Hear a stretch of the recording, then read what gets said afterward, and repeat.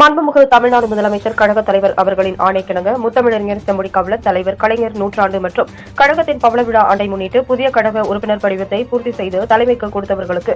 தலைமை கழகத்தால் வழங்கப்பட்ட கழக உறுப்பினர் கார்டுகளை கோவை மாநகர் மாவட்ட திமுக வேளாண்டிபாளையம் பகுதி திமுக வேளாண்டிபாளையம் பகுதி திமுக செயலாளர் AM கிருஷ்ணராஜு முன்னிலையில் வார்டு எண்கள் 42, 43, 44 வட்டக்கழக செயலாளர்கள் பிரவீன் MC சிவகுமார்